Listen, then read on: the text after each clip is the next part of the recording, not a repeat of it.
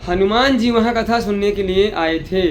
उन्होंने प्रकट होकर विरोध करते हुए कहा कि महाराज आप गलत कर रहे हैं। अशोक वन में उस समय लाल फूल खिले हुए थे, सफ़ेद नहीं। मैंने अपनी आँखों से प्रत्यक्ष देखा था।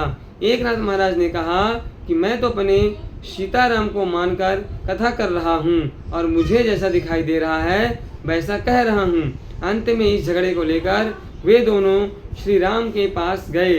रामचंद्र जी ने कहा कि आप दोनों की बात सही है। क्रोधावेश से लाल आँख होने के कारण हनुमान जी ने फूल लाल देखे थे, अन्यथा फूल तो सफ़ेद ही थे।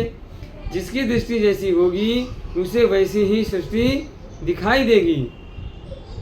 दुर्योधन को जगत में कोई संत न मिला, उसने सभी को दुर्जन ही पाया।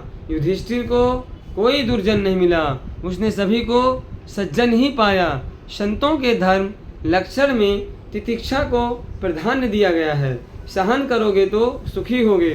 संतों का चरित्र पढ़ो। संतों को कई दुख सहने पड़ते हैं, किंतु उन दुखों का संतों पर कुछ असर नहीं होता। जो अतिशय सहन करे वही संत है।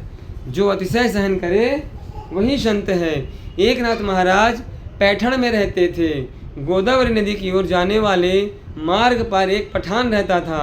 एकनाथ महाराज उसी रास्ते से स्नान करने के लिए जाते थे। वह पठान महाराज को बहुत सताता था, किंतु महाराज सभी कुछ सहते थे।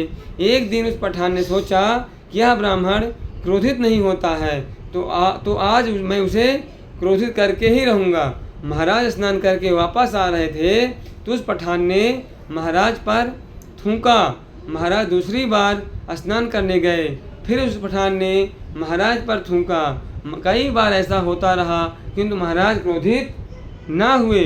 गोदावरी से वे कहने लगे कि तेरी कृपा है कि तू मुझे स्नान करने के लिए बार बार बुला रही है। वह पठान चाहे दुर्जनता करता रहे, मैं अपनी सज्जनता नहीं छोड़ना चाहता। पठान ने 108 बार महाराज पर थूका। कितना? 108 बार।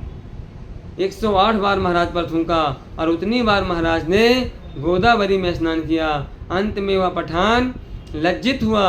उसने महाराज के पांव छुए और क्षमा मांगी। उसने कहा, महाराज आप संत हैं, ईश्वर हैं, मैं आपको पहचान न सका। महाराज ने उत्तर दिया, क्षमा का कोई सवाल नहीं, तुम्हारे कारण तो आज मुझे 108 बार गोदावरी स्नान का पुण्य मिला।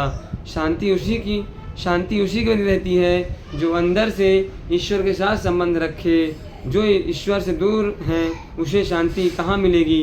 कपिल जी कहते हैं, माता जो बहुत सहन करता है वही संत बन सकता है। अतिशय विपत्ति में भी जो ईश्वर का अनुग्रह समझे वही महान वैष्णव है। दुष्ट लोग किसी को भी अच्छा नहीं देख सकते। दुष्टों ने तुकाराम को गधे पर बिठाया तो तुकाराम की पत्नी को दुख हुआ, किंतु तुकाराम तो उससे बोले कि मेरे विठलनाथ जी ने मेरे लिए जो गरुड़ भेजा है उसी पर बैठा हूँ। मैं तो सभी ने गधा देखा, किंतु तुकाराम की पत्नी ने गरुड़ देखा। जगत में सब कुछ सहते रहो।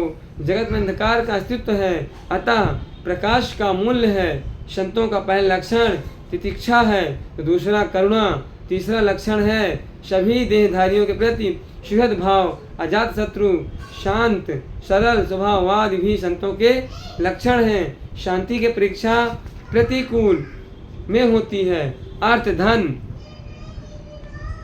धन संपत्ति से तो प्रतिदिन संबंध